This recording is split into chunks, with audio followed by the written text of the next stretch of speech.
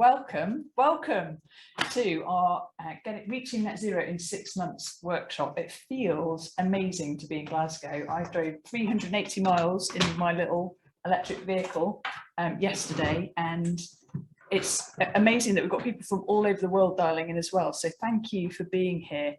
Sam, myself and Adam are graduates of the Cambridge University Institute of Sustainable Leadership course, and they did their first course in business management towards net zero this year. So the last module of that was, thank you, Adam, click. The last module of that was all about how we could become change makers. And we realised that we all share a huge passion for helping accelerate small businesses. So that's our thing, hence the title around the 6 months. And I'm sure you're all intrigued or perhaps scratching your heads as to like, how are we going to do it in 6 months? That's the question that we're going to be holding today.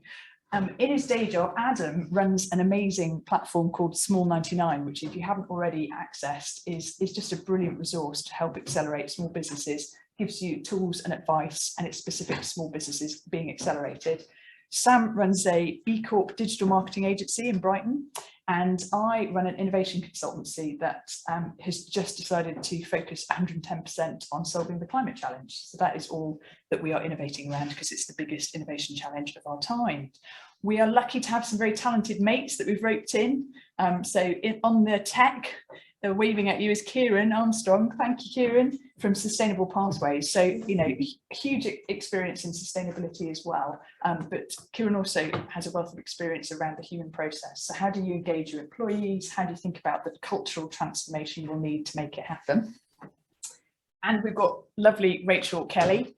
Rachel has over a decade's experience in sustainability. She used to be an ESG analyst, but now is leading a citizen-focused hub to get the whole of her community engaged in climate change and racing to net zero. So some really cool people. They'll be manning the tech, floating in the room to kind of help build ideas later on. What have I forgotten? Probably loads. I promised I wouldn't waffle, so I'm just checking my notes. So what's the flow for today? Oh, the flow, we need the flow. That's the one, lovely. So we're doing it, zipping through a quick welcome and intro now. Sam is then going to talk a little bit about why we're here and that impetus behind the 6 months. So then he's going to pass on to Adam. Adam is going to share a little bit around the how. How are we going to help you get to net zero as quickly as possible? So defining that and some of the core principles behind it. And then after we've done the why and the how, at about 12 o'clock, we're going to move into the interactive workshopy part, where we are going to put you into small groups, and we're going to look specifically at your businesses and just think around what are the emission types, what solutions are out there that can really help you beyond the obvious ones, and then how can we help shape that into your net zero action plan. So by the end of the session, you should have some really great, valuable stuff to draw on. So that's the flow for today. Hopefully you're all in the right room or online in the right webinar. Just before we move on to Sam, we wanted to have a quick chat around the mindset that we wanted to invite you to bring today, just because it will double the chances of you getting as much value as possible out of it. The picture on the left is of some Sherpas, and we were talking about last week how it feels to be in the race at the moment. And I said it's a bit like climbing the biggest mountain of our lives, and we sort of stuck our hands up to be Sherpas, but we don't actually know where we're going quite or how we're going to get to the top yet. But we're pretty sure we can make it as a team. So the first little working principle, collaborate and accelerate, it used to be like collaborating hands. But if all you did after today's session was talk to each other, talk to your supply chain and your colleagues and not act, then that's not going to get us there quickly enough. We really wanted to turn those hands around and make it feel like we're pulling you up the mountain, we're helping each other along. So bring the best of what you know, all of the ideas, the edge that you've reached, the best of your knowledge, and really listening to the other people to see what they've learned, so we can all accelerate each other along. The second principle, learn and innovate. You're all smart people, and I know sometimes there's a desire in all of us to kind of say the smartest thing in the room, but what I'd love is to invite you to learn something from every person in this room. There will, without a shadow of a doubt, be some fantastic knowledge and expertise, and people who are far more knowledgeable than me in the room that we can learn from. So bring that knowledge, bring that hunger to kind of learn from each other, combine it with the best of what you've got, and we're sure to get something that is a novel idea. It's genuinely going to push your thinking beyond what you knew before you came today. And the last bit, radical, it's got to be radical. You know, Naomi Klein says there are no non-radical solutions left. But it comes from a place of humbleness, because you'll be at different points in the journey. And often when we have groups where people have had successes in one area, not in another area, there might be a tendency to sort of offer them advice. So we have this little saying, which is no fixing, no advising, no putting people straight. That doesn't mean you can't share your ideas, but it's just coming from that place of sharing and openness and creating a really safe space where people don't feel judged. So radical, but humble.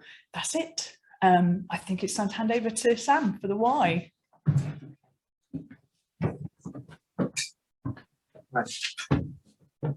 Thank you very much, Loz, for that introduction. So for those of us in Glasgow, this is where we are at the Mackintosh at Willow tea rooms. Welcome. Hope you found it okay. For everyone else online, welcome vicariously to COP26. We hope that you've been following everything that's been going on in Glasgow. I can confirm with you it's colder up here than Brighton, but there's also a lot of amazing work going on, and some of the announcements that we've already seen coming out of the Blue Zone from some of the leaders have been fairly positive, I think we should say. Whether or not they stick to them is something we have to hold them accountable to, but quite excited by that. So I just wanted to start by sharing this graph with you. I'm sure most of you would have seen this graph or one very similar. This is the annual global greenhouse gas emissions globally since 1900. Now, my background is in mathematics, and this graph really fascinates me because it's an exponential curve. And what's really interesting, I suppose, is that when you layer on the path to net zero 2050, which is everything that we've been told we need to aim for by the science, this is the drop-off and the scale of the drop-off that we're looking at. Now, I just want us to pause for a minute and just have a think around what kind of words come to mind when you see the exponential growth curve and then what the science is telling us we need to do by 2050. So I think for everyone that's online, we'd welcome you to input a word or two into the chat. Anyone here, if you want to shout out or you want to kind of at least think within yourself, what kind of words spring to mind? Does anyone want to volunteer one to the room in Glasgow? For me, it's I was yes. One word, yes. Maybe resilience. Resilience, okay. We need to change the way that we do everything. So. Great, yeah, yeah. Any others? Commitment. Commitment, good. Yeah, one more from this room. I think urgent, because the longer we wait, the steeper that drop's going to have to be. Okay, resilient, commitment, urgent. What have we got coming in online? So we've got something online. We've got gulp. Urgency again, ambitious, horror, steep, challenging, essential, daunted, OMFG from Nikki. Okay, thank you, Nikki. Crikey from Chloe. Okay, amazing. Yeah, wonderful, great words, and I can't dispute any of them.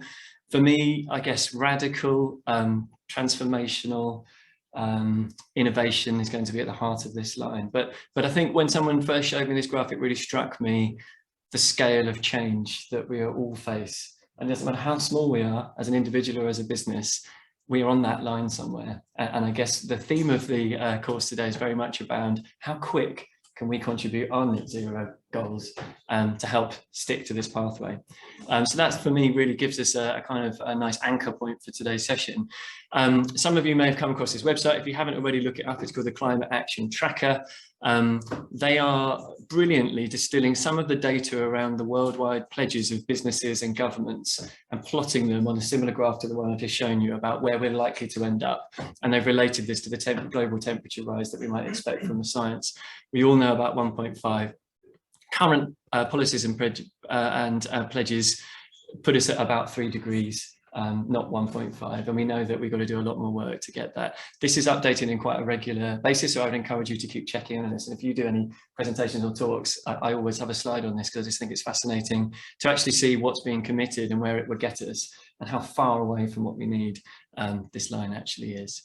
So this is a little graphic that a friend of mine drew for me, which was very kind of them, which I think paints a beautiful picture of the role of small and medium-sized businesses, because Many of our businesses, and I presume you represent a small and medium-sized business, which is why you've chosen this session in particular, we're agile, we're creative, we don't have too much bureaucracy, we often can make quite quick decisions. And so I really think our role is here is to lead. And quite often it would be easy to assume that the politics and the policy and the large corporations and the Chinese government and whoever else you want to look at as people that also need to move would be the leaders. But I like the idea of spinning that whole idea on its head and thinking, if we can get to net zero quickly as small businesses, then collectively we can have a mass movement of net zero that happens way before it's supposed to, meaning that the laggards and the harder to abate sectors and larger companies could be afforded a little more time to get there because their job is so much more complex on paper.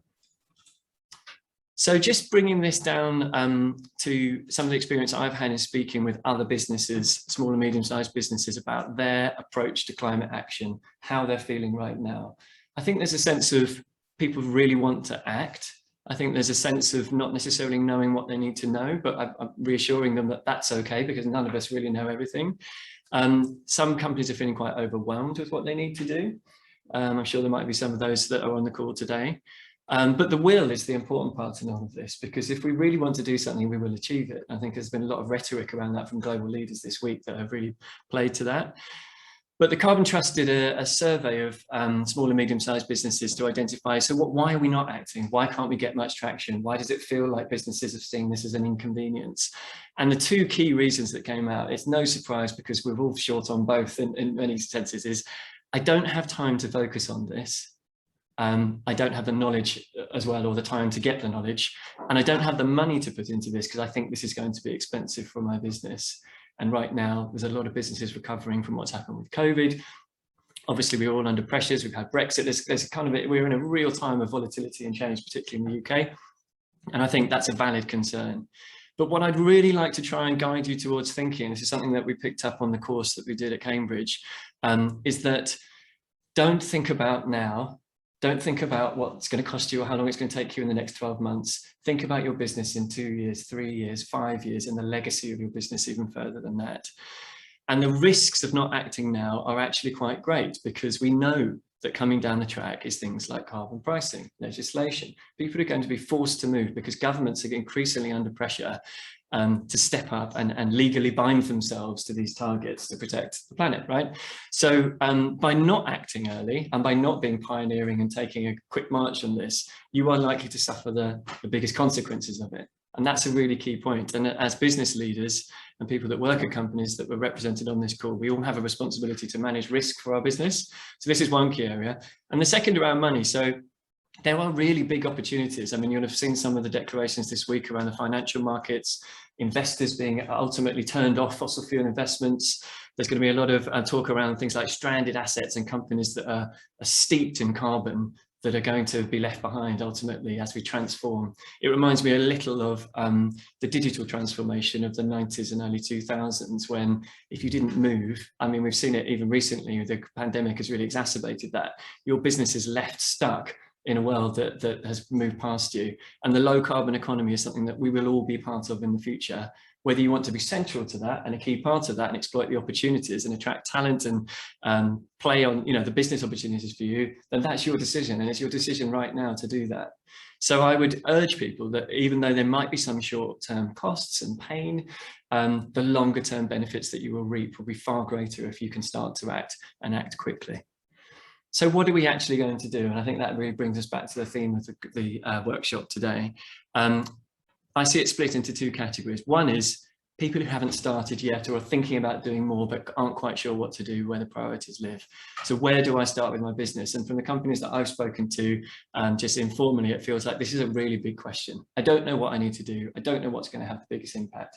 Where do I go for help? Where are the resources to help my business? And so hopefully we can answer a bit of that today. The second, and this is a really key one again for the small and medium-sized business sector, is what's the maximum I can do?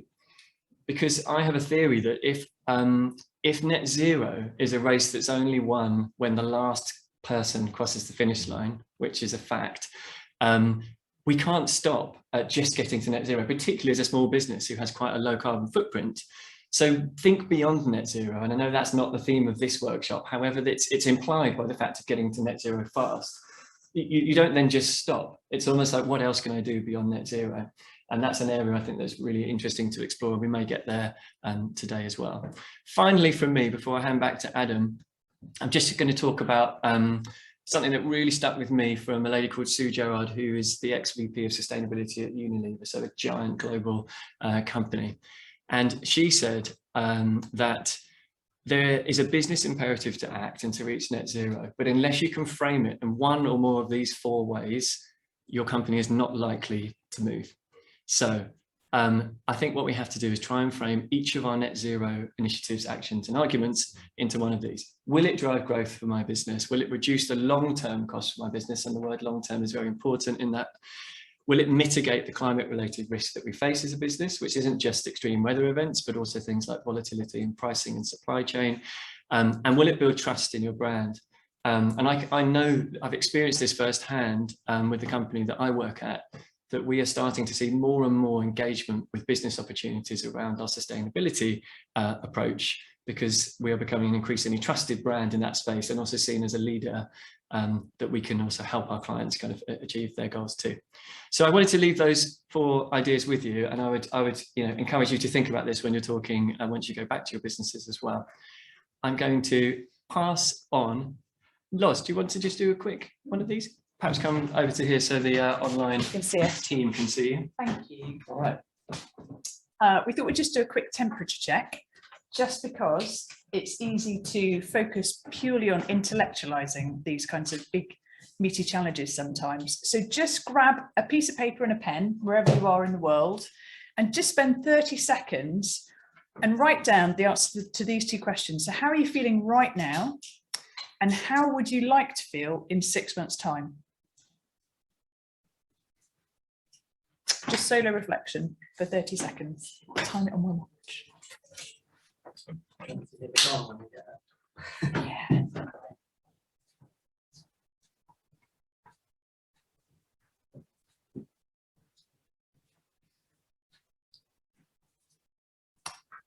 So guys online, if you want to whack some of your thoughts into the chat, we'd love to hear it, and we'll ask those in room to share some of their thoughts. That's all lovely. Nepalese healing gong. And yeah, how are you feeling now? And how would you like to feel in 6 months? Who'd like to go first? Thanks. I could. Yeah. That's good. So I think there's definitely a sense of urgency. It doesn't matter who belong to which organization. Because like you said, everybody will be moving, whether it's governments, organizations. That's why COP26 is happening. And So urgency, yeah. right. I also feel that it's very overwhelming because there's a lot of information overload. Like what fits you is very important because it's not one size fits all. So Yeah. for any organization, it's important to see what makes sense for them. So overwhelm. And for 6 months' time, how do you want to feel, Zebra? I think I would like to feel some sort of sense of achievement in terms of that, look, there has been a plan, we're following that plan, and we're getting where we need to get. Perfect. Sensitivity. Got it. Lovely. I just realised that people, I'm not sure, can people see? I don't think that's You can't see in it. So we just had, we had urgency, urgency and overwhelm and a sense of achievement. Okay, one more from in room, and then I'd love to hear what's going on in the chat. I'm looking at Kieran. Oh, or Rachel even. Do you want to tell us what's going on in the chat? Overwhelmed but hopeful, optimistic, energised, deeply concerned now but wanting to take action, thinking of the wider context around COP26, I would say browbeating currently but intend to be confidently progressing in 6 months. That's from Keith. Right now, energised and optimistic in 6 months, sense of achievement, excited by progress. That's from Heather. Chloe says now scared but motivated, a little confused, excited in 6 months, still feel all of that and have had an impact. Amazing. Thank you very much. So, you know, how often do we actually pause for thought in that sense of overwhelm and all the information? I don't know how many webinars, links to conversations, reports you've been sent in your inboxes in the last week, but mine has just gone through the roof to the point that I can't even keep up with them. So it's so important within that we just pause and take a breath and check in with how we're feeling. And like Sam was saying, fast forward ourselves to the 6 month point and sort of track back to say, okay, so let's put in place the steps that are going to get us there, so that we focus on how we want to be feeling in 6 months, and also just check in with how we're feeling right now and how we can make that transformational shift. So if that's how you're feeling, you want that sense of achievement, the best person to listen to on the world right now for small businesses is Mr. Adam Bastock. Thank you very much. Do you want this? Yes, magic I'll take thing? the magic slate of control. And I think that's a really good point on that overwhelm thing, and especially over the past couple of days with just the amount of news that's coming out of COP, and I've not had a chance to digest it at all. So that's December sorted. But in terms of practical tips, we're going to kind of fly through net zero and really kind of get to the end of it in the next 20 minutes, hopefully. So I'll be looking out for my timing cards of when I'm over talking. So it is where to start with net zero. So before I dive into where we're actually going to start with net zero, just very briefly, who are Small 99 and kind of why I founded it. And I founded Small 99 because of that overwhelming feeling of all the information out there is built around larger organizations, large companies, when in fact 99% of companies in the UK and also in other countries around the world, so America, Mexico, Canada, France, Spain, is all the same, the kind of figures, all have less than 49 employees. And in the UK, 96% have less, are micro businesses, so have less than 9 employees. So around 6 million businesses. So there's a huge sector here that's being ignored and kind of slightly being abandoned, I think, by existing guidance and information that's just not practical and not useful, and therefore founded Small 99 to give some to solve that. Our target is to get 1 million businesses to net zero by 2025, which is a big task, and we're certainly starting to get there. And so we are hoping also for exponential growth and to win in the race of exponential growth against carbon emissions. So we're talking a lot about net zero today, and what is it? So very simply, greenhouse net zero is the balance between your greenhouse gas emissions and your carbon offsetting. So it is and we'll come on to a graph in a minute which shows that, because it is just that balance. The key point with net zero is that it's more than just carbon. It is also including methane reductions, which is why the important yesterday was so important around the 30% reduction by 2030. And then also you've got the methane, nitrous and CO2 all bundled in, all kind of in there. And that differs from things like zero carbon or carbon neutral, both of which only focus on carbon dioxide. Very quickly, the SBTI, so the Science Based Targets Initiative, had an announcement last Thursday that for large corporations, so this doesn't apply to small, so don't panic with what I'm about to say just yet, but they're updating their guidance for net zero so that it is a 90% reduction before you can claim to be net zero. So if you're emitting 1,000 tons of CO2 now, you will need to reduce that right down to 100 tons of CO2 before you can start using the word net zero at all. So we're starting to get slightly clearer frameworks and definitions coming through now. So how is net zero measured? Very simply, it's broken down into three different scopes, sorry. So you've got your created emissions, which typically is your vehicles in small businesses, and sometimes includes some gas usage. So if you're a coffee roaster, for example, you might have a gas burner to roast those beans, and that'll be your scope 1. Scope 2 emissions are your consumed. So again, typically your energy usage, electricity, that sort of stuff. And then finally, scope 3 is everything else. And scope 3 is where your real challenge lies, because it is going to be 90% or more of your emissions, unless you're in a very specific business. And that's going to include basically what you buy, what you sell, and what you throw away. So everything you're buying from customers, from your suppliers, to then sell to customers, and then how your customers throw it away and dispose of it. That's your entire scope 3. And that's what makes it so challenging and comprehensive. I mentioned the graph. This is net zero, and sorry, a graph of what net zero might look like, but more importantly, how you can start thinking of it as a budget and start thinking of carbon emissions like a carbon spend, essentially, as if it was a financial spend. So if your company on the left-hand side, the now button, for those online, we've got a giant screen, hence the over-exaggerated arm movements. The kind of the now section is if you were spending that much every month as a company, you would not be in business in a few years' time, because you'd be unsustainable in terms of your carbon spend or your financial spend. The middle graph is where we're hitting break even, because you're spending as much as you've got coming in. So you're offsetting 10 tons of CO2 a year, but you're also spending 10 tons of CO2 a year. And therefore you can maintain at that net zero level forever. Finally, we've got what Sam alluded to, which is carbon positive, which is the idea of going far beyond your spend and going into carbon profit, essentially, and going, well, let's go carbon positive, let's really make a positive impact, and let's start undoing the historical emissions that maybe we've had over the past decade or kind of many years. And I think Microsoft recently have announced that. Yes, Sam's nodding, so that's good. So what is carbon offsetting that we're mentioning there that is so important to the other half of net zero? Carbon offsetting, very simply, is tree planting. So we've got a nice image on the right hand side here of the Scottish Highlands, which is Trees for Life. And typically these work where you'll buy a ton of CO2 as a credit from a company, or a CO2 equivalent, sorry, so the equivalent emissions of CO2. I'm not going to go into that now. Essentially, the carbon offsetting is around investing in mitigation activity. So this could be tree planting and reforestation and restoration, but also it might be things like rewilding, it might be carbon capture, it might be direct air capture, it might be all other sorts of technologies which we're starting to see come through. So it's going to be a while before that really, it's going to get more complex if anything than anything else. So just think of tree planting for now because it's nice and easy. It can be international and local. So as I mentioned, Trees for Wild, they're based in the Scottish Highlands. They're doing real good rewilding work, but also it can be international. So it can be planting mangroves in like Senegal, for example, where it's going to have a much higher impact and you're going to get far more carbon sequestration from those projects just because of science. The benefits of carbon offsetting is it is very cheap and easy to do. So typically, you know, you're paying somewhere between £5 and £25, £30 a ton of CO2 based on the different scheme you're going with. And that means that you can have a very big impact. So Laura here recently kind of spent quite a lot of her money and has had a very, very positive impact in terms of hitting that 1 million tree mark. So there is proof that we can have major impacts here. There are a few things to be aware of with carbon offsetting.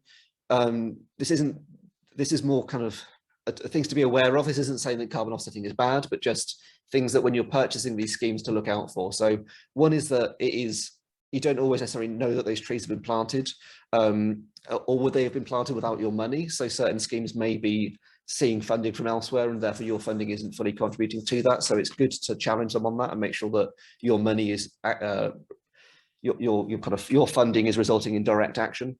And a way of doing that is the gold standard. So the gold standard is, as it sounds, a very gold standard of tree planting, where it's going to make sure that the carbon offsetting activity is good and verified. This is why reduction is always best, is because if you're reducing it, your emissions to start off with, you don't need to rely on offsets as much, and therefore you're just avoiding a whole load of pain there. So carbon offsetting is always a good thing to do, just don't rely on it because there are problems. So in terms of then measuring your emissions, because if you need to achieve net zero, you need to know how much you're emitting to offset. So how much are you going to measure that? The three core ways that you can approach this, and I think the way we've designed this is to try and reduce that overwhelm, because quite often people go from having zero knowledge of their emissions to having 100% knowledge of their emissions, and that path just isn't practical or realistic. So there are three approaches that we recommend. One is that events like this, where we're going to look at industry actions and kind of knowledge that is well known, that are typically where your emissions are going to emit. They're not necessarily going to be 100% accurate to your business. It's probably around 40% accurate to a business. The benefit being it's action focused. You get stuff done today. It's cheap to do or free, because if you're here, and it just gets you moving. Secondly, there's the accounts-based method, where you're going to look at your kind of financial spend on a monthly basis and tie that into carbon emissions. So if you're spending £500 a month on petrol, you know that reducing that down to £250 a month on petrol is also going to reduce your carbon emissions. It's quite easy to get that data and tie it all together. And again, that's going to be more like 70% accurate. So that's going to get you a little bit further, because you've got an idea of taking your spend and calculating emissions based off of vague kind of industry data, but it's never going to be 100% accurate. Doesn't need to be, because it's just about getting you discussing it. The benefit being it is fast and it is cheap to do.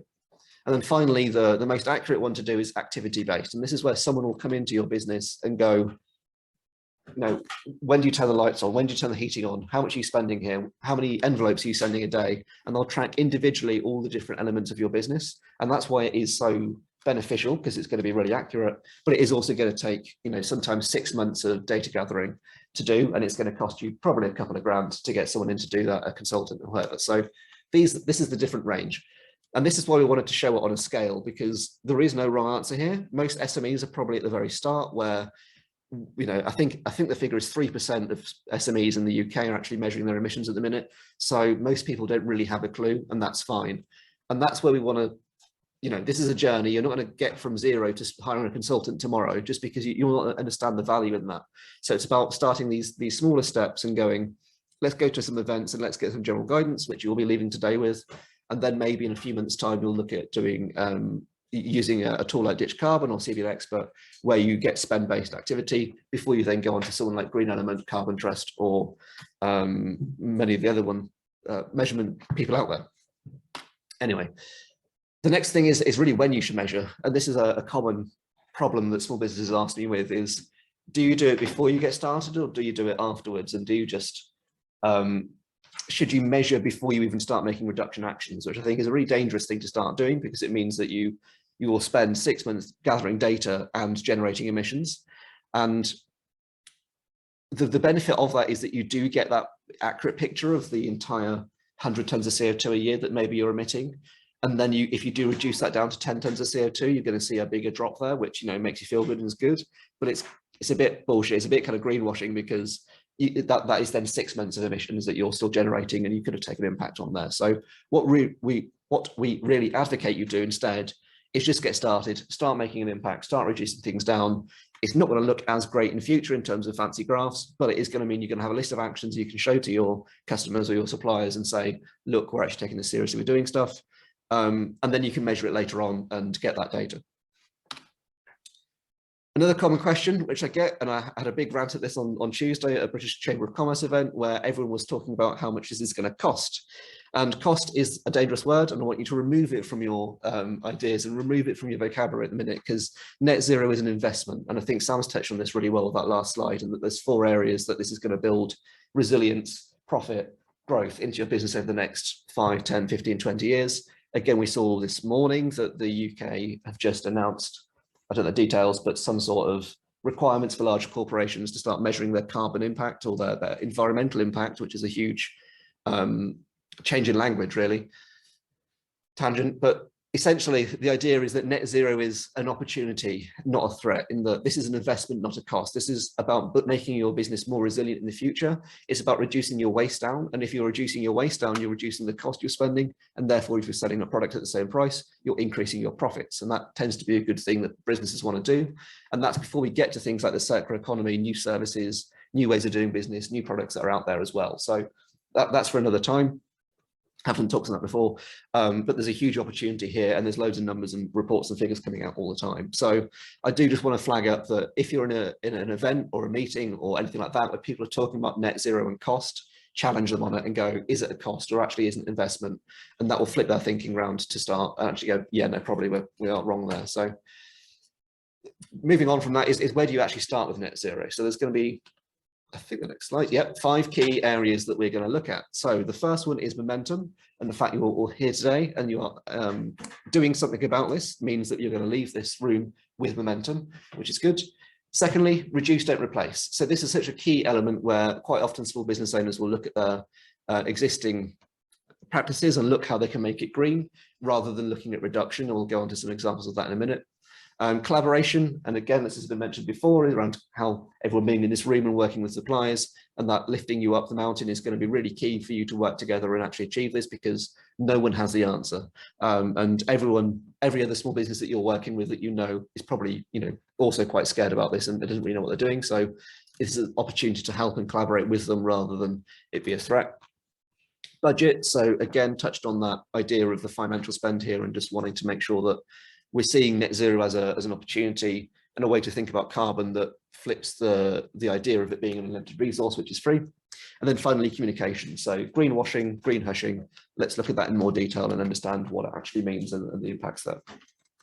So firstly, this is the one that makes me the most angry, so I thought I'd get that out of the way first, is reduce, don't replace. So an example being, and I've had several businesses come to me who may be like retail units, they may be, it was actually a co-working space, I think, initially that suggested this, where they were like, are we going to get rid of our plastic bags that we sometimes have on site and we're going to replace them all with cotton tote bags because surely that's going to help save the planet? And it's the idea of, well, no, not really, because everyone already has bags. They don't need a branded tote bag for your conference or event because it's not really needed. It's not that user behavior that's driving that. So just some figures here to put that in context. A bag that already exists effectively has a carbon footprint in terms of its generation of 0 because it already exists. Whereas then new plastic bags have got a carbon footprint of about 3 grams. And this is the important thing, is that plastic is actually an incredibly kind of carbon efficient material at times because it's so light and strong.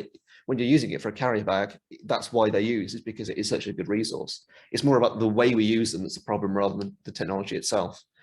And then finally, we've got paper bags, which are 12 grams. So again, it's more recyclable, but it's still a higher carbon cost. And then cotton tote bags are around 200 grams of CO2. So immediately, if you did take out all of your plastic bags, replace them with cotton ones, that's a 70 times increase of your carbon footprint immediately. So the reduction really here is key, and thinking that something is plastic free and carbon free, the two aren't synonymous. There are different challenges. Moving on to collaboration and suppliers, really, and this is where scope 3 gets interesting, because your scope 3 emissions are 90%, and a lot of energy goes on talking about recycling light bulbs, energy suppliers and stuff like that, whereas the much bigger gains are to be had in that collaboration with your entire supply chain. So the biggest challenge is that you can't control your suppliers, and that is something that we're going to be very hard to get away from, and certainly small businesses always struggle from that. But your scope 3 emissions also include everything, including your digital emissions as well. And typically when you're buying a digital service, you're shopping around quite a lot. So this is a point where you can start to look at your suppliers that you're considering and go, do I want to go with the one that's got a really robust green policy, or do I go with the one that doesn't have a policy at all? So what I want you to kind of instill from this slide is really about being thoughtful. And when you go to buy something in your business, whether that's an envelope from eBay through to an electric car, is to really think, who am I buying this from? Do I need it? Is it a behavior thing, actually going back to the reduce and replace? Challenge every decision that you're making, and then just start finding better suppliers if they're not willing to work with you to reduce their carbon footprint down. Then start finding better suppliers and just align with net zero ones, because that means that as they achieve net zero, your journey is going to be much easier as well. And to explore that, I wanted to use the idea of a mug, because everyone has mugs on their desks, I imagine, right now. So it's a good one to imagine. There are 4 very basic stages to the life cycle assessment. I've just remembered I haven't got the teas and coffees for the people in room, because I'll be right back. Oh, there we go. Well, that's a good prompt. There we go. So there are 4 key areas to a kind of mug's production. Is the extraction. So clay is dug out the ground and then it is shipped to the factory. The factory then manufacture it into a mug, who then ship it to a retailer. The retailer then sells it, and then you take it back to the kitchen, you drop it on the kitchen floor, you've got a broken mug, you buy a new one, the process starts again. So let's just look at 2 comparisons here of a net zero supplier who may have commitments to 2050, which frankly is nonsense, or they've got commitments to 2025, which is more ambitious and is more kind of theoretically challenging and achievable, and they're taking action today. So the net zero 2050 supplier, or the one that doesn't even have net zero commitments, is operating in a linear world where they will be using a diesel digger to extract the clay. They'll then be using a diesel van to drive it to the manufacturer's the factory, who are then using coal power to power that factory, who then put it on another diesel van to get it to the retailer, who then unpack all the bubble wrap out of it, who then ship it in a diesel van to you, for you to then throw it away. Compare that to a cleaner, more forward-thinking net zero supplier, where maybe they're actually, rather than using clay that's dug out the ground, they're using recycled clay powder that's come from broken crockery that they collect up and then turn into a powder, which they then process by hand. And they are using a factory that is maybe kind of solar powered, and it's got a wind turbine, they're using renewable energy, they've got insulation, etc., who then pull it onto an electric vehicle to ship it to the retailer, who then unpack it, and rather than bubble wrap, it's all blankets that are then getting returned back to the customer. And then finally, you buy it from that shop, you throw it on the floor, but then because it's a circular thing, you can scoop it up, take it back to the shop, give it to them, who then ship it back to the factory for then reprocessing. Now, this is an imaginary scenario, so it's very simplified, but the idea being that if you align with the one that has ambitious net zero targets, they're constantly going to be improving, and they're constantly going to be moving in the same direction as you. And this is where it comes to the Cog Graphic, which after about 6 months, I finally had an aha moment and it suddenly worked, where your kind of wheel is that blue wheel is your business. And inside of that are all the different cogs, which are all your scope 3 suppliers. And in this graphic, they're all moving in the same direction because you've aligned your entire supply chain with other net zero suppliers. And therefore, as they progress, you progress, and everything just becomes a lot easier. If those cogs, however, are jammed and moving in different directions, you are never going to progress, despite you might be doing as much work as you can, but that scope 3 emissions are always going to stick there and be that real challenge for you to try and address. So change your decision making, be considerate of who you work with, and make sure their values aligned. And don't be a mug. I'm very sorry that Loz isn't here for that, because that was her idea to put the don't be a mug thing in. So it's a good. I can't take credit for that, unfortunately. Budget. So carbon budget. This is a way to think about change how we think about carbon emissions, and this is a common one as well, where at the minute it's quite hard to imagine what a ton or 1,000 tons of CO2 actually looks like. But if we flip this and start thinking of it like a budget and think of carbon as a finite resource, which we only have so much of to use in our business, it starts, everyone has cash, and therefore we understand how to use it. So imagine carbon is cash, and every decision you make from now on, the idea is what is that carbon cost? What is the cost of that activity? And therefore, what is the return on investment from a carbon point of view of that activity? It might be that because of your business, you need to do flying, and that, you need to fly to different parts of the world, and that's unavoidable. And therefore it's going, okay, so that is a spend that I cannot move away from. I have to spend that money for my business to operate. Where am I going to save the money to make sure that that is possible? And by money, the idea is carbon. So where am I saving the other 90 tons of carbon from this in order to free up enough carbon for me to make those flights to have my business operating?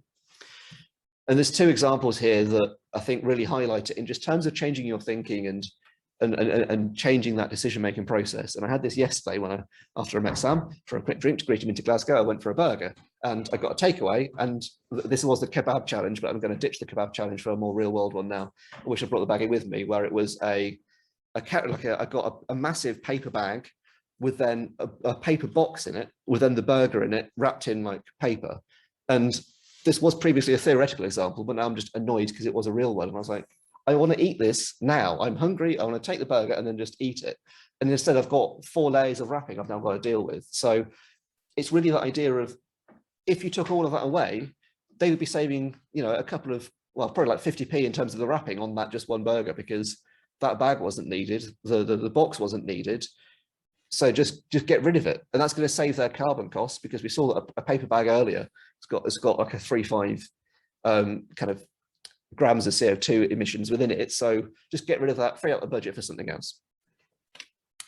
Finally, communication. And I think this is the real key one that everyone is challenged by, and that we're going to come on to later in the workshop, because it is just such a common problem around just avoiding greenwashing. And greenwashing really is just a lack of transparency, and therefore transparency is just say what the hell you're doing. So write an environmental one-pager, demonstrate that what you're doing. And in terms of a format for this, the way I like to look at it is, what have you done? So what actions have you already done today that are kind of net zero aligned?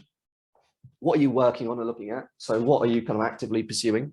And then finally, what can't you do? Because there are going to be elements as a small business that are out of your reach and you can't do them. So that's fine, but just own it and identify it and share that you can't do it, because then it might be in 2 years' time, once the system has changed, you can do it, and therefore it can move on to your doing list.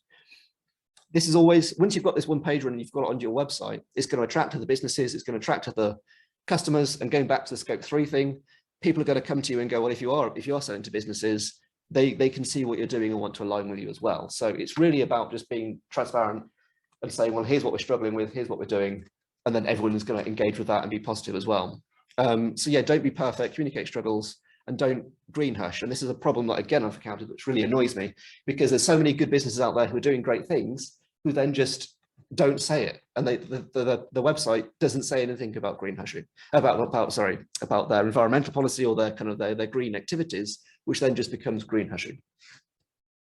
So it's a very quick example of this done, doing, can't do kind of framework. We've got done. A coffee shop might have banned single-use disposable cups already. They've swapped to LED light bulbs, and they're working with a waste management company to track their usage and reduce it over time.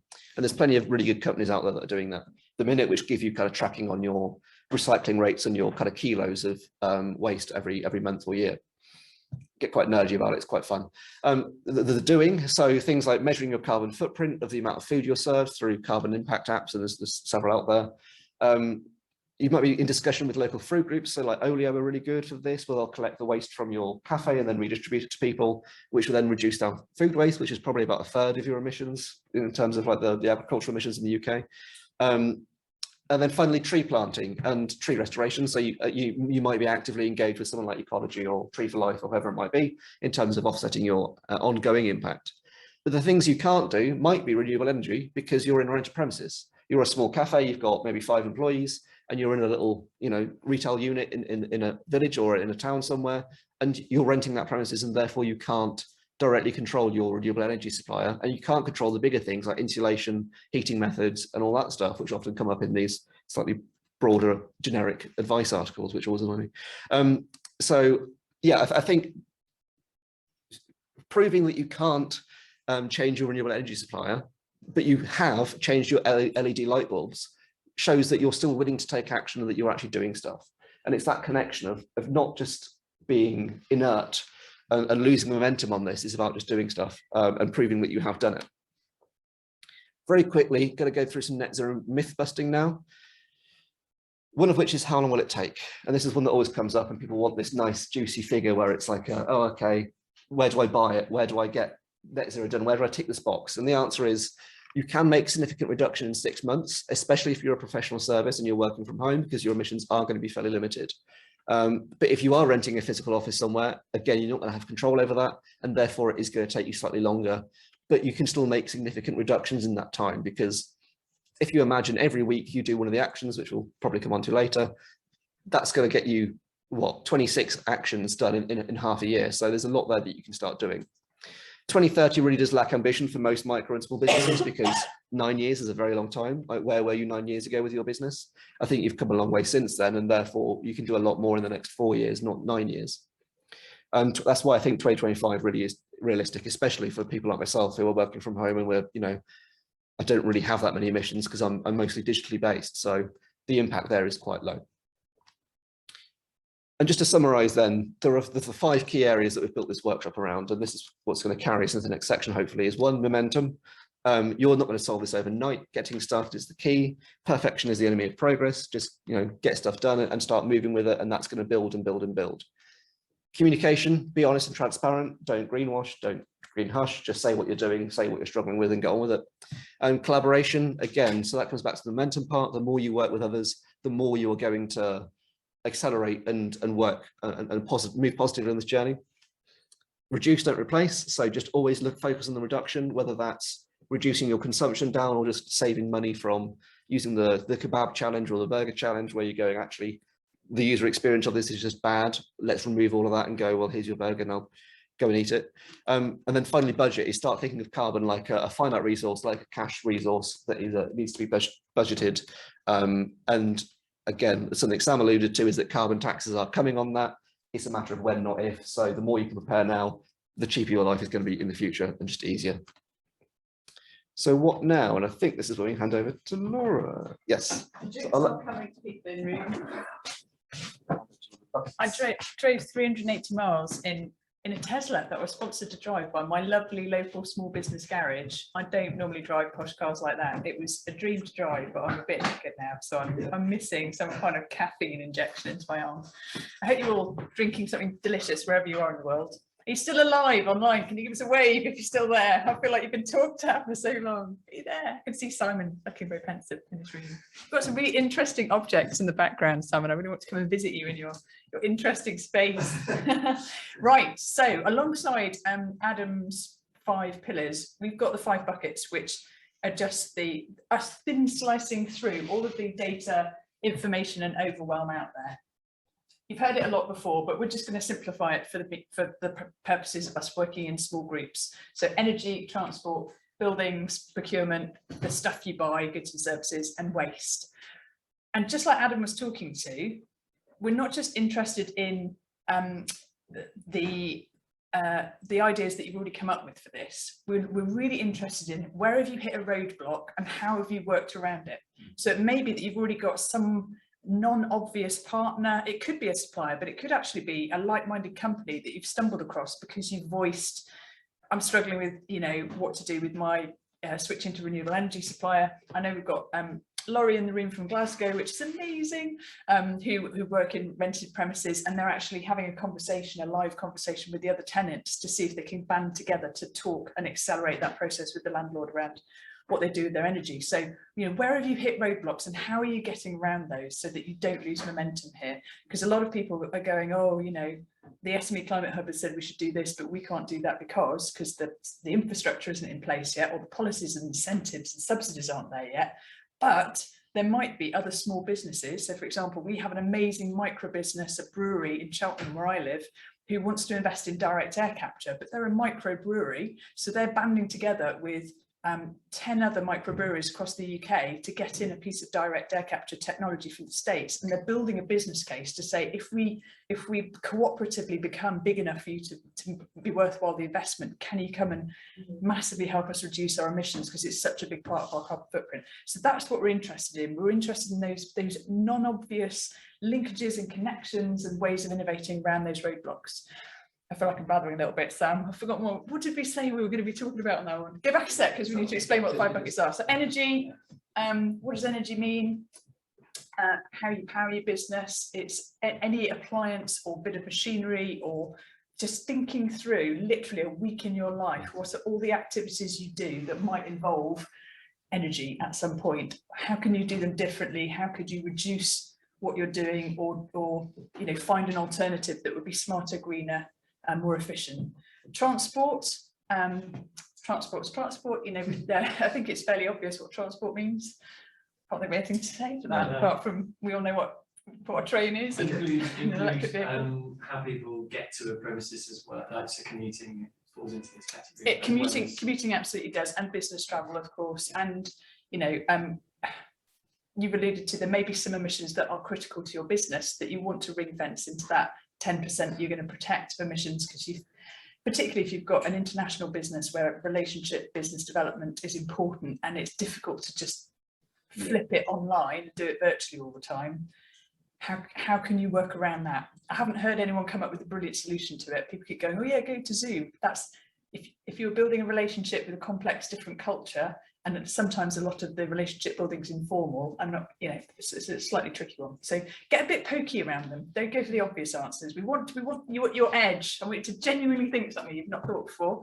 Buildings. Buildings is how you heat and cool your spaces. So be you at home, in a shared space, in an office space, you know, how can you get more efficient around how you're heating and cooling, and the processes obviously that you do. So tracking back to the supply chain. Procurement, the stuff you buy, fairly self-evident, I think.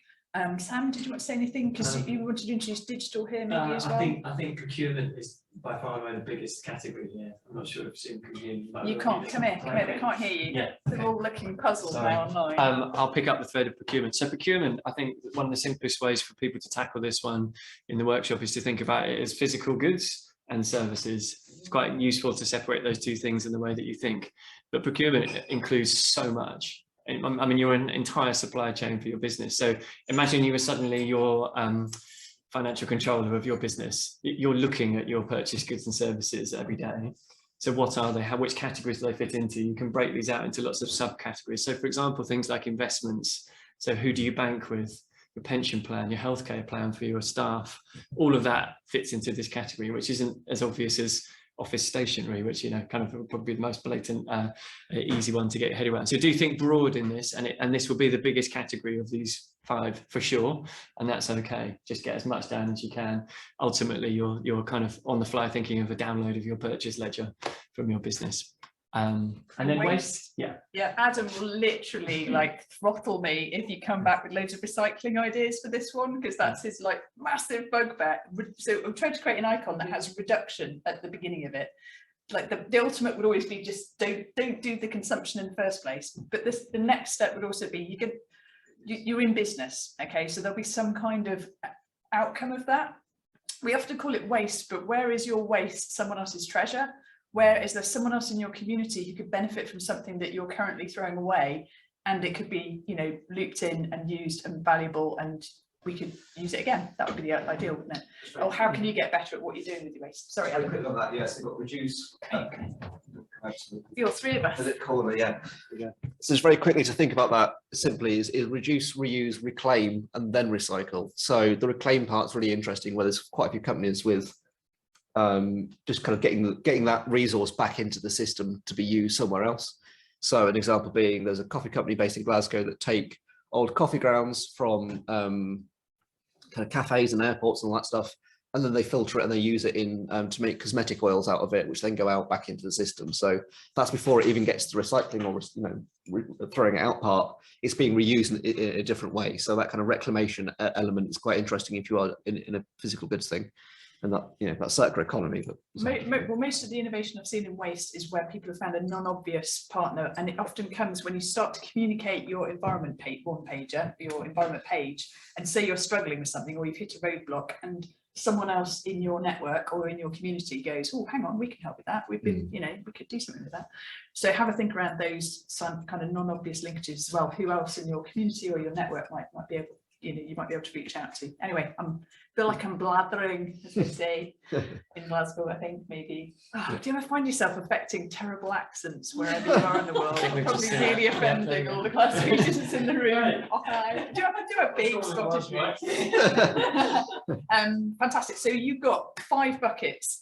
It's time for some audience participation. We are going to break you into small groups of 4. I'm going to click through. 3 or 4. Okay. 3 or 4. I'm looking at Kieran. Is that all right, Kieran? I forgot this magical slit. I'm not half no. You're in a half. You've lined up small groups. Beautifully. And do you know what? The teas and coffees are arriving. This is a moment of joy for the people in the room who are like literally shaking with exhaustion from not getting their teas and coffees. So here's the deal. You've got 20 minutes. We're going to split you into small groups. We're going to give you a link in the chat to Google Jamboards if you're online. If you're in room, you'll see some lovely flip charts around the space. Open the curtain, so cover your eyes because it might be bright sun. So we're going to assign you to a particular bucket, and that bucket we want you to work on for 8 minutes, the first one, because we want you to have a proper depth of conversation about it. You're going to own that bucket and share back on that bucket later. We're going to give you we'll give you a signal when you've got to 8 minutes to move on and then look at all the other 4 buckets that you haven't looked at, and just spend a quick couple of minutes, scan what everyone else has done and see if you've got any builds. Okay, it is a bit of a whistle stop tour, but then you'll be able to get through all of them, so you'll cover all 5.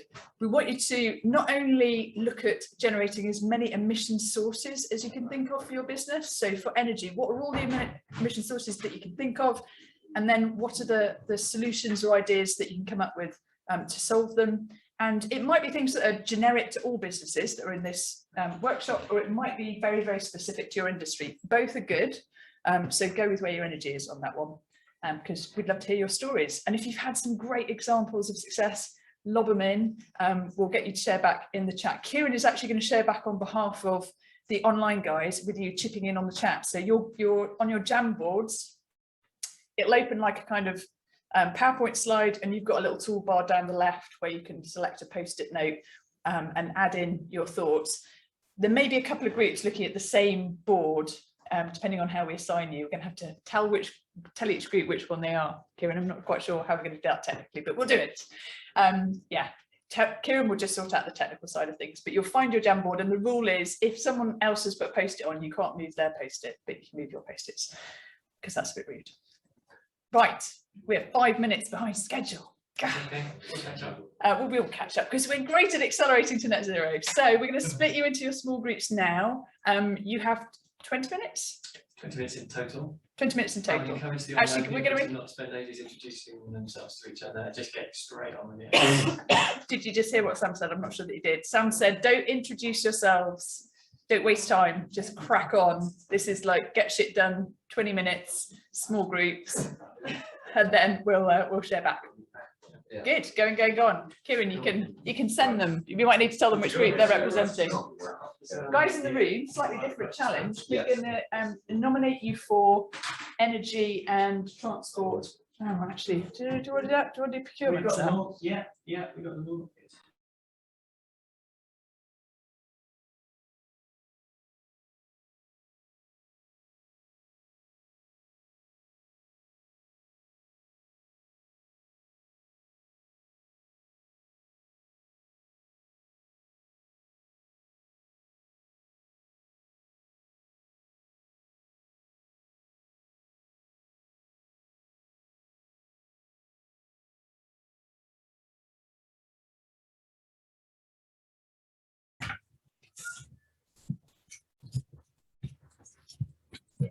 online, just wave if you can hear us again. You are on mute. You are on mute. Okay, good. You're still Welcome back. alive. You're alive. This is Heather Glasgow Davies. What's that? Oh, there you are. We're just saying, Heather Davies, where are you? There you are. In the Alps. How lovely. Right.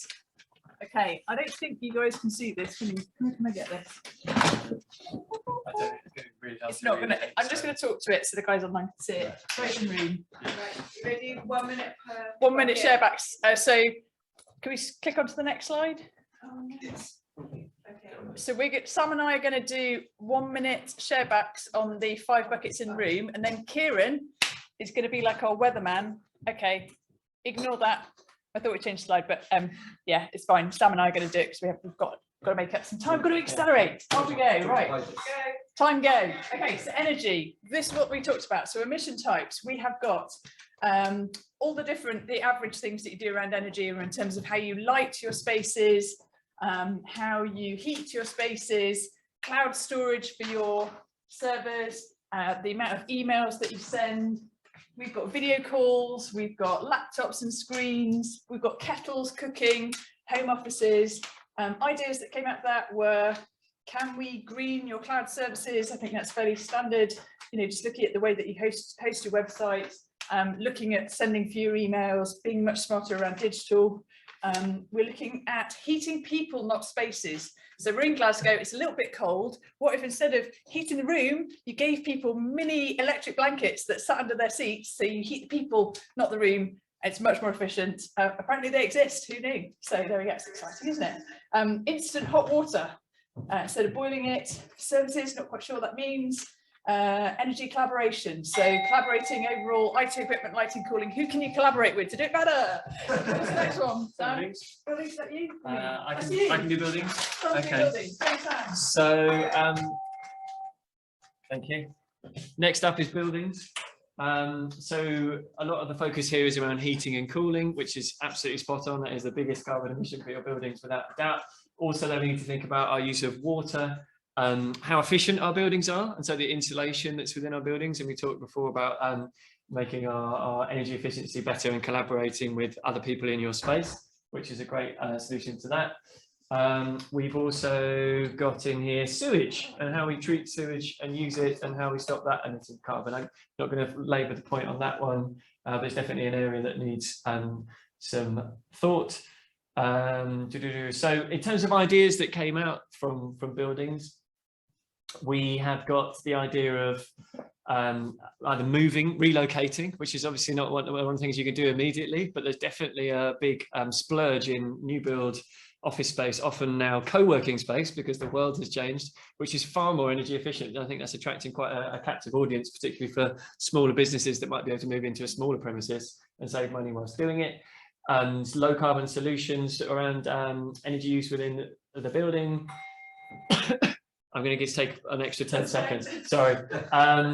We've also got, yeah, I mean, we talked about using building providers within that aligned to net zero targets, which is great. Community projects. And the last one is solar panels. And there are grants available for businesses, big and small, to acquire equipment for energy efficiency and production, like solar panels. And if you can't afford it on your own, you probably can if you collaborate with people in your community area, other small That's businesses. correct, yeah. Right, transport, really quickly. So emission types, we've got commuting, we've got business travel, we've got conferences, freight and distribution. So for commuting, obviously flexible working, we know that's come out of COVID. Bike to work schemes, that's not new news, but there's a big upsurge in e-bikes, in scooters. So in new forms beyond just trains and bus public transport. That people can get involved in, can access, that are often, you know, funded by your local district council and are free.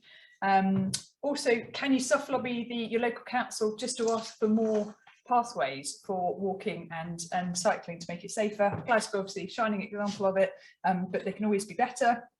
Health insurance schemes, it's perhaps a slightly less obvious one, but just where your insurance premiums are linked into healthy, active activity, just to encourage people to get involved, get stuck in. I think we're all kind of totally plugged into the Fitbit, measuring everything in our lives. Does anyone feel a bit of app exhaustion over like Fitbit and now carbon footprinting? It's like, no, another app. Oh God, yeah.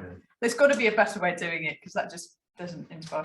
Okay, right, I've probably got about 10 seconds left. Season ticket loans, pre-travel carbon costs. What does that mean? Pre-travel carbon costs.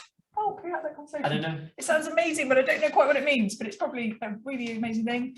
DRP, which I don't know what that stands for. Online business networking. So obviously, where there were annual conferences, they probably moved on to Zoom during lockdown. Do they have to go back to being face-to-face? There's going to have to be some kind of hybrid smart workarounds there, but I'm sure they could be different to what they were. Let's not go back to business as usual. Let's rip up the old business models and just make shiny, more efficient new ones. Right, Labour. What are you on, Sam? Right.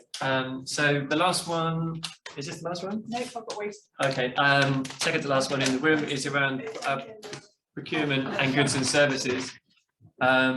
So we've essentially just only managed to get to a list of items rather than some solutions, but I'll come on to that in just 1 second. The main goods that we got to here are things like cleaning products and sanitary products, furniture, desks and chairs, laptops, equipment, monitors, phones, cables and everything that goes with that, paper and stationery, and catering, so coffee, milk, food, tea bags, all of that. So this is very typical of any office environment, but let's not forget the office environment is now everyone's houses as well. So don't forget in your carbon thinking to be aware of what everyone is consuming in their own homes whilst at work as part of what you're doing. Services, we've got a brilliant categorized area here. So we're looking at things like IT support, website development, software licenses, security around your tech, data storage, which is a huge energy consumer.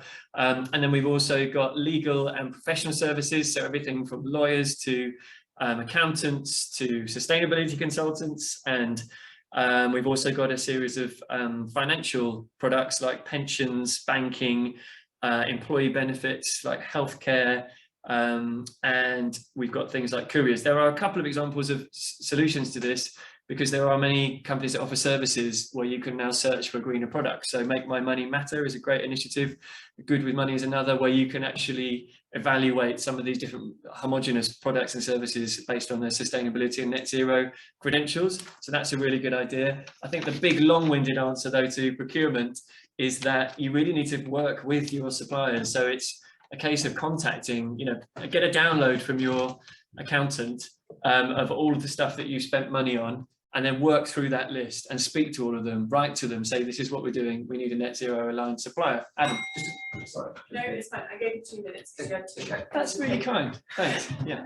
I'm just going to jump in very quickly on this to share some information. I was at the Make Money Matter WWF kind of event yesterday, and some of the pension providers are bringing out apps and tools that are tracking that they have their investments and it tracks it against impact in terms of carbon. So I think over the next year, the financial services is going to start upping their game in terms of that. And then in terms of looking at your procurement, think of your pensions as well, because that's going to be hundreds of thousands of pounds potentially sat there that you can then activate in terms of helping reduce and have a positive impact on your carbon emissions. Right, Kieran, almost ready to hand over. Last but not least is waste.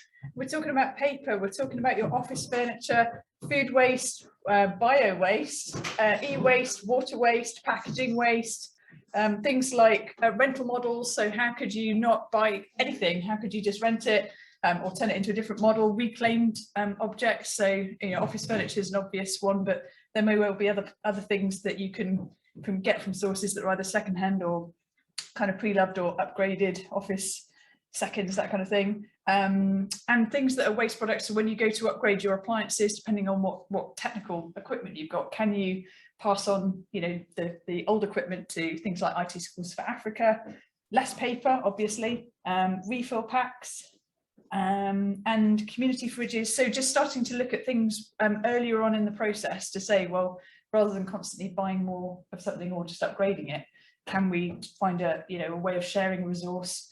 So I know Olio's just started kind of an Airbnb of appliances to say, we've got a massive industrial sized printer, and if anyone in our community needs it, they can hire it from us for a period of time. There may be some new interesting little micro revenue opportunities there where you've got something that other people could make use of that you could lease out, and vice versa. You may need something, but just for a short period of time. So let's not have loads of appliances that are obsolete 80% of the time when they could be in full use. Yeah. That's Kieran, it's over to you. You're going to have to come here. I said wanted to be open. Hello, online people. So I'm going to start with list of energy types. I'll just delve into ideas to reduce. So we've got measure, install smart meters, use timers, energy efficient equipment and appliances, educate your team and your support team, switch to renewable energy suppliers, providers, LED lighting, reduce food waste, collaborate with others, very important. Look at low carbon website providers. There's a little few there. List of transport emission types, again, looking at the ideas to reduce. Bikes, cycle to work scheme, which we've already mentioned. I would recommend e-bikes if you don't have one. Hire an EV, cars for business travel. Occasional face-to-face work, so try and minimize that. I think the pandemic, of all its flaws, has been great at actually encouraging us to work more online. Switch to hybrid. We've got a suggestion here that it might be Toyota. Other brands are available. Okay, moving on. List of buildings and emission types. So again, ideas to reduce new buildings, to have considerations for carbon reduction. Look at how we can retrofit buildings is an idea. Use natural light, which we're kind of doing today. Change bulbs for LED, install smart meters, reduce air conditioning, especially if you live in Scotland. Switch to renewable energy and greenification of grid. Move to smart premises and screen your roof. So if you own your own building, maybe try and look at how you can green your own roof or put sort of plant facades on, which we actually have a really nice image on here of that. Moving on, list of procurement emission types. So there's a lot here. We did really good online. So are they a B Corp? Was the one that stood out the most. Green web hosting, sending one less email thanks in advance. Order stuff in bulk. Distribution, buy in bulk, check supply chains, optimize your services. There's a lot on here. Put carbon offsetting investment higher up the priority list. Make sure you and employees can take control of their pension and invest ethically. That was something we mentioned last time. And I'll just move on to our final one, waste. Company challenges, plastic-free office days. Could we even go plastic-free weeks, maybe? Collaborate with team, measure, create competition between teams as well. So lots of different ideas there online. Thank you very much. Awesome. Smashed it on the So I hope there's at least like one thing.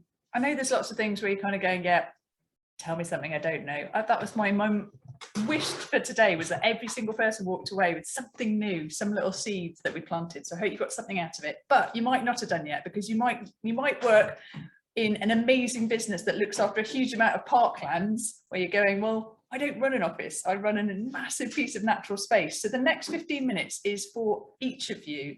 It's a piece of solo reflection time to take everything that you've heard, all the conversations that you've had, everything that Sam and I and Adam have talked about, and that Kieran's just mentioned, all the ideas on the jam boards that are in room, and write your net zero action plan.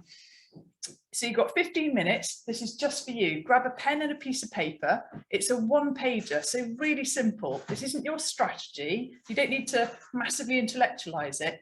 It's literally, when we talked about how you want to feel in 6 months' time, here's your one-pager of how you're going to get there. And the structure around it is now, next, later. Now are things that you've heard today that are just no-brainers. You crack on and do it tomorrow.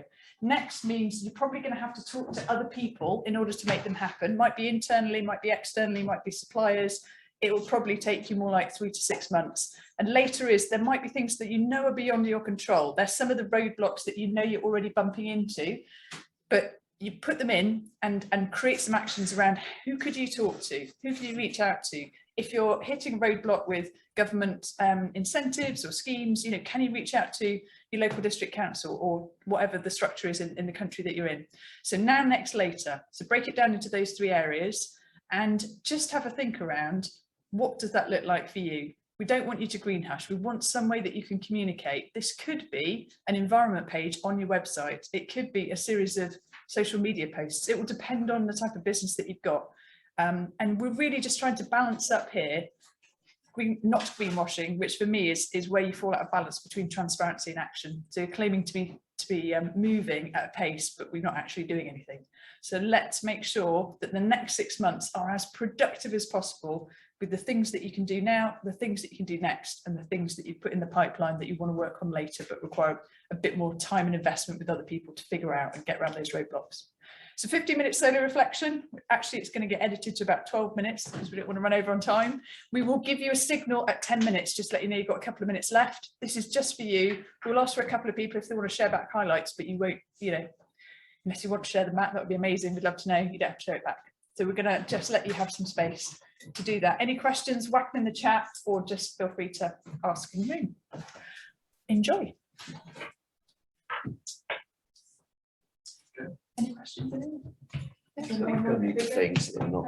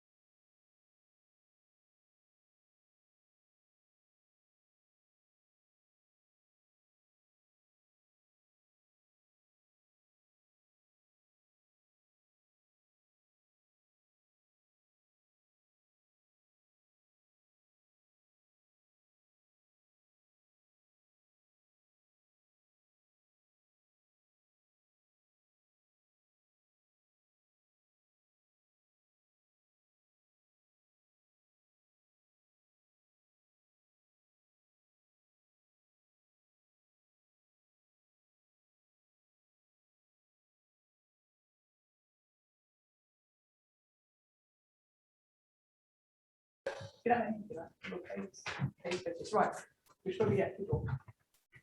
Yeah, I think so. Happy to kind of, I feel like everyone's in the room. Don't know how people are online. Okay. How do I stand now? The people I can see think it. you'll need to, why don't you sit? I have to go and sit. I don't think, I'm not sure if the mic. Might do. It might. Hello, everybody online. Crack girl. Right, you crack like this, that'll work. All right, Nick Tatshaw, I can see you smiling. In Scotland, I bet it's even colder where you are. It is. Awesome. Possibly colder where Heather Davis is in the Alps, but we're going to. Right, okay, we're just you may not have got to the end of your environmental one page, that's absolutely fine. Feel free to carry on afterwards. We just don't want to keep you. So we thought we'd get one person online, one person in room, just to share back super quick highlights, 30 seconds. What's in your now, next, later? Yes. Yes. Who'd like to share back? Anyone like up for the game online? Wave maniacally at me if you are. And if you want to come off video, that would be awesome, because we're going to take a picture of you in a minute. Yay! Hello, Lynn. Good to see your smiling face. Awesome. Lovely. Hello, Claire Saltmarsh. Good to see you. Hello. Right, okay, right, in room. Some brave person, someone we haven't heard of today. Who wants to give us a little bit of Nanek later? We need to do it at pace and show our acceleration because we're running out of time rapidly. Herman, do you want to give us a little bit? Yeah, why not? Cool. Herman has joined us all the way from Houston, Texas. He gets the prize for the most travelled person in Glasgow today. So Herman, tell us a little bit. Herman, do you want to come here? So So you want me to describe the? Maybe one thing from now, next or later, or whatever is moved for you. Yeah, I was brainstorming about all the ideas for my business. There you go back. Sorry, if I give you a seat. So, and actually it was a good exercise for us to kind of describe the net zero path that we would like to do. And there are some stuff that we can do now, which is pretty much all the companies online. But I haven't verified if all the members are using green energy to power their computer. And then we can go to net zero snags and go through different stuff like offsetting our business trip, which I did for this, but it's not a policy for all the rest of the companies.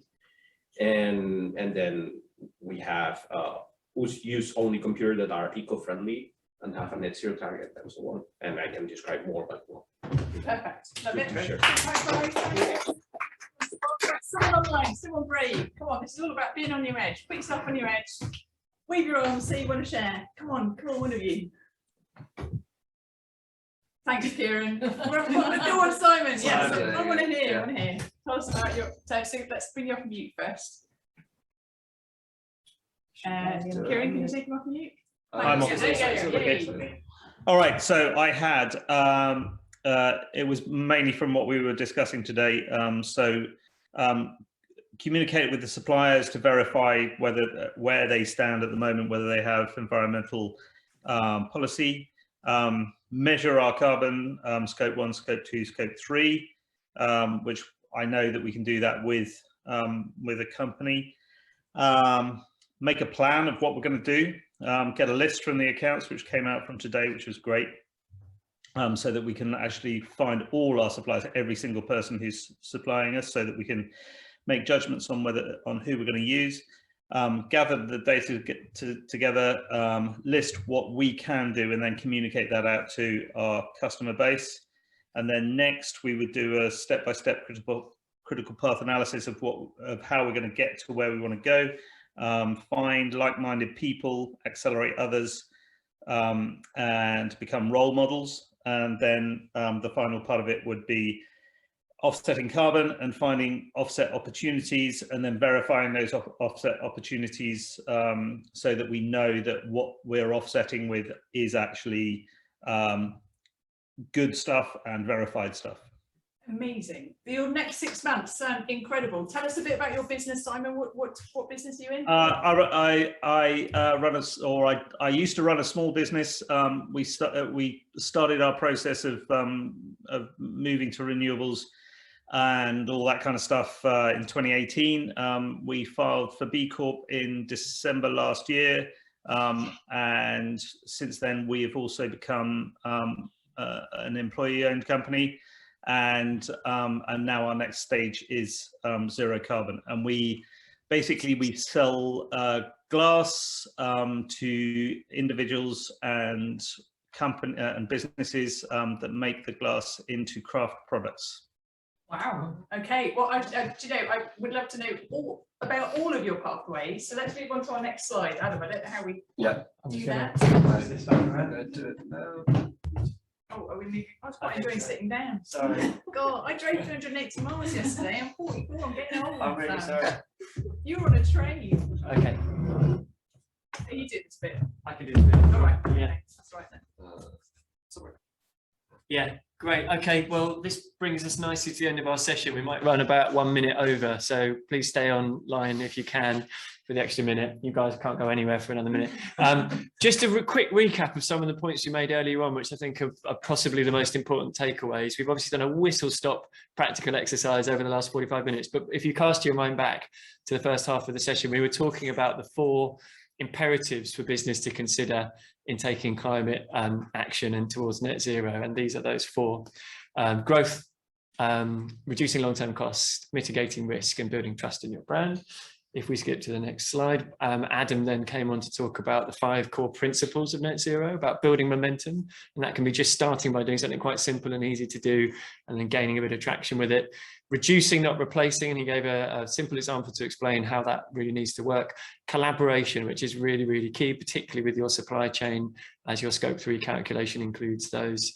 Thinking of carbon as a budget. Look at it in the same way you look at your finances. How do you balance the budget? If you really need to spend some of your carbon on flying around the world, then you've got to find somewhere else to save that from. And communicating, and this is really key. I'd love to see some examples of the people that attended this workshop actually getting a page live on a website, publishing something, putting a social media post out. It'd be great if you talked about this session, but more importantly, it's what are you going to do? What have you done? And what are you going to do later on? And we then try to break down your understanding of your own business carbon emissions into 5 simple buckets: energy, transport, buildings, procurement, goods and services, and waste. And we obviously went at pace to try and just attack this for you to get the brains whirring. I guess what I would urge you to do after this session is to go and speak to your someone that works in your finance team, your office manager if you have one, or if you're a one person band, then this would be something that you need to take on yourself, but ultimately really get into the heart of this and start to understand everything that you're spending money on and getting emissions generated from. And finally, you've had a crack at just putting the first thing down on paper around what you're going to do now, what you're going to do next, and what you're going to do later. I hope this has given you at least a shove in the right direction towards net zero in 6 months. Because if you can do as much as you can in the next 6 months, then I know that you will get closer and closer to net zero in the time that comes beyond that. And that will put your business in a really strong, resilient position as we watch the whole system, the whole economy move to a low carbon way of operating. So thanks for coming. I think that pretty much wraps things up. We've got a quick, just wanted to thank the people in Glasgow for making the time to kind of actually come here and this lovely space that we were able to use. Thank you for putting the time in online as well. It's been great to test out this kind of hybrid model of workshopping. I hope you've managed to hear everything okay and that you've kept pace with things in the 2 different areas. Thanks very much to Kieran and Rachel for managing the online guys as well. And that's pretty much it for us. It would be great to hear from some of you. So, you know, there's our LinkedIn profiles. We'll share, that we could share this whole document. Are we planning to do that with all the attendees? We'll send you something or a recording of it so that you can stay in touch. But good luck with it. The best time to act on net zero was 20 years ago. The next best time is now. So get on and do it. All right. Thanks, everyone.